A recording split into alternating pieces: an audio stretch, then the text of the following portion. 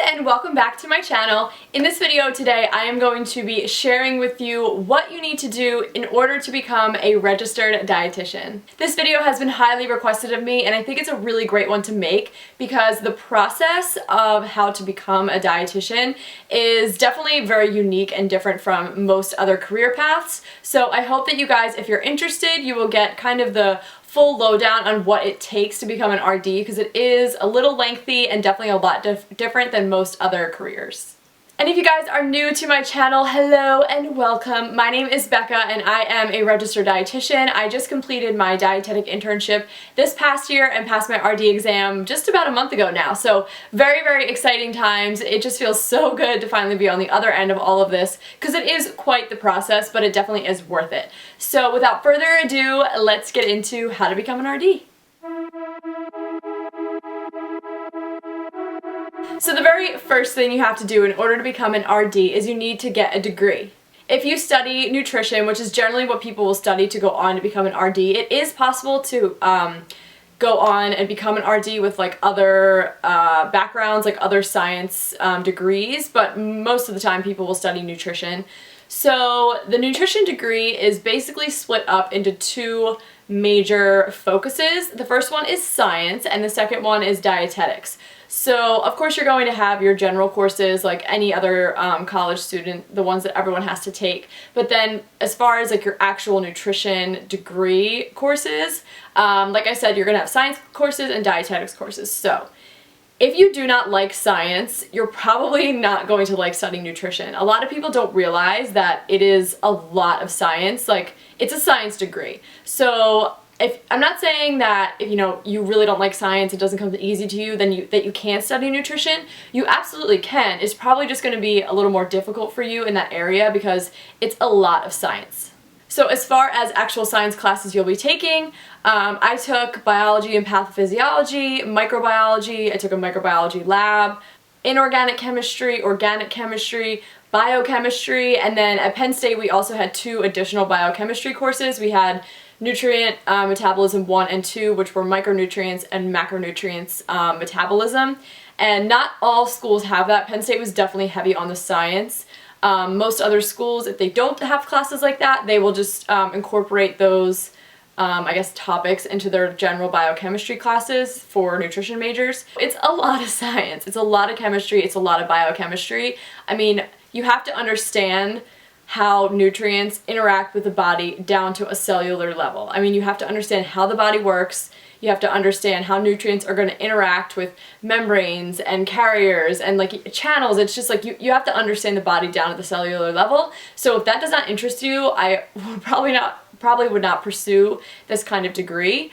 But again, like I said, it doesn't matter. You can still do it if you don't like science because there of course is all the dietetic side of it, which I will get to now. So all of the dietetics courses basically cover like generally everything that you would come across in your career. So you're going to take classes on the nutrition care process, you're going to take classes on medical nutrition therapy, which prepares you for like clinical nutrition. You're going to take food service classes, you're going to take food service management, food service system classes, you're going to take community nutrition classes. So essentially you just take classes to expose you to all of the things you would have to know if you worked in either food service, clinical, or community nutrition. So that's pretty much the rundown of what you'd be studying in college. Lots and lots and lots of science and then lots of dietetics courses, which goes over, like I just said, pretty much everything that you would encounter in your career as a dietitian. So once you get your degree, most people go off into the workforce, they get their jobs, but us wannabe RDs, we don't do that. We have to then go on to a dietetic internship. So that is the next step. After you get your degree, you move on to the dietetic internship.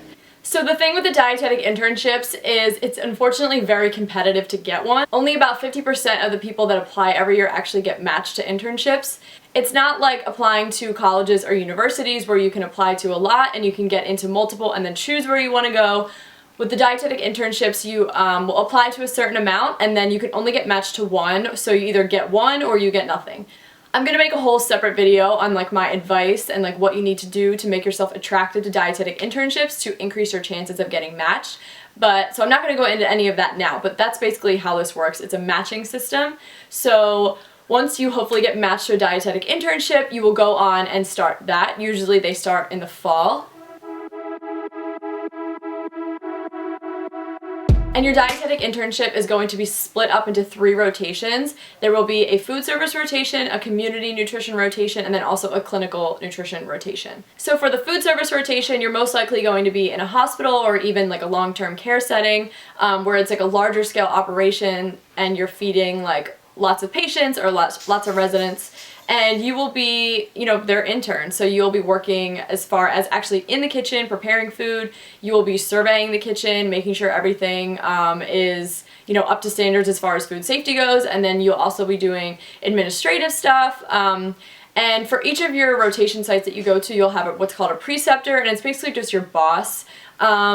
A lot of, you know, the rotations really depend on your preceptor. You can have a really awesome preceptor and that can make your rotation that much more awesome.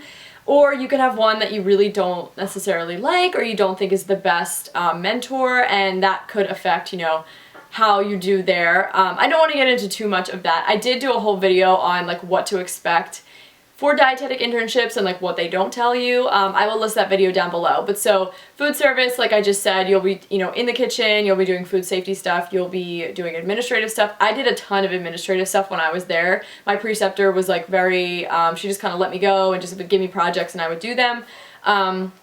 So it really does depend, you know, who you're with, how your experience will be. I know a lot of people did a lot more like hands-on in the kitchen, you know, there just wasn't enough help, so a lot of days they were just like prepping food, which, you know, was alright, but it's not the best. Anyway, so that's food service. And then community nutrition, it really depends on your program. For my program, we went to a bunch of different places. I was in a supermarket with a dietitian there, which is actually really cool. I did a short food service rotation, which is more like, or I'm sorry, school food service rotation, which really was just food service, not necessarily community. I did a small rotation in a long-term care facility, which again was more like clinical, not so much community. And then lastly, we did a short rotation at WIC, which is Women, Infants, and Children. It's a government-funded program. It's nationwide. They're all over the place.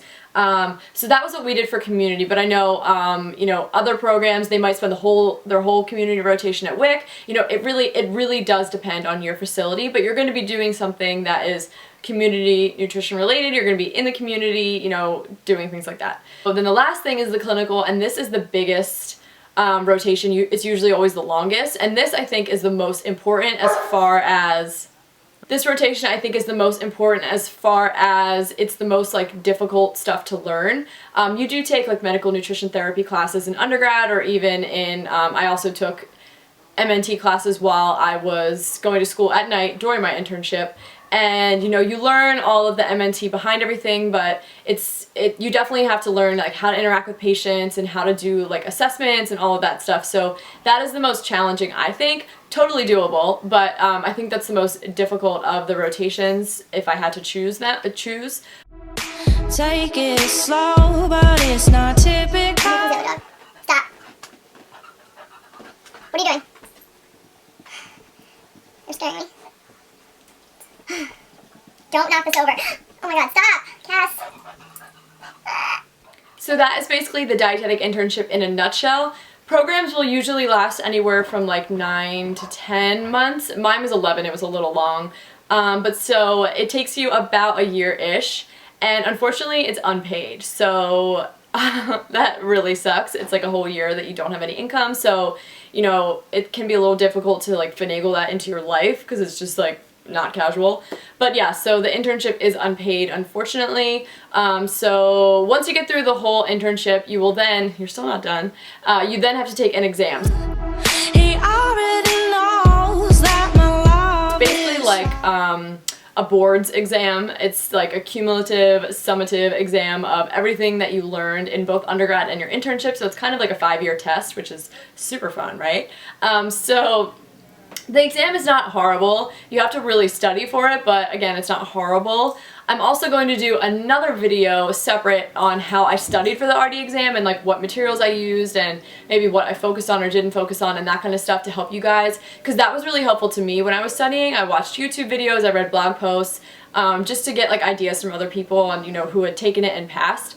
So that's kind of the last thing you have to do. And again, it just goes over like all 3 areas of nutrition, the community, clinical, and management / food service, and that is like your final step. And then once you finally pass the exam, you then are a registered dietitian, and then you may, depending on your state, you may have to become licensed. Not all states require it, but most do, and that's just like an application. You don't have to like really do anything. You just have to like fill out the application and like pay for it and send it in, and then you can become licensed. So that is pretty much it. That's like the sequence of events. You get the undergrad, you have to get an undergrad degree, then you go on to the dietetic internship, and then you take the RD exam, and then once you pass your RD exam, you are officially a registered dietitian. Congratulations, you finally made it. But yeah, so it's definitely a long process. It's very different than most other careers. Most people just, you get your undergrad degree and then you go into the workforce, but unfortunately that's just the way that our system is set up at this point in time. And it totally is worth it. Like, it's a really excellent field to be in if you do like people, you like helping people, you like nutrition, you like health. So that is it as far as the process to become an RD. It's definitely a little lengthy and a little unique, but absolutely worth it once you're on the other end of it. Like I mentioned earlier, I'm going to be making a couple more videos. 1, how I studied for the RD exam, and 2, my advice on how to get matched to a dietetic internship, because that also is an obstacle in itself.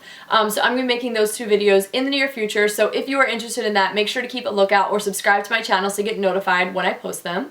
So that is all I have for this video. If you guys have any questions, or you're seeking advice on this process of whether or not you should go through it, let me know down in the comment section below. I love talking to you guys. I love to answer your questions, especially when it comes to like this whole RD process, because people don't really talk about it. I don't know why it seems so hush-hush, but it kind of is. And there's just always a lot of questions that go along with this whole process, since it's so unique and just so different than most other careers. So definitely let me know down below any questions you have, and I will do my best to find the answer for you. And of course, don't forget to give this video a thumbs up if it helped you out. Thank you guys so much for watching this video right now, and I'll see you guys in the next one.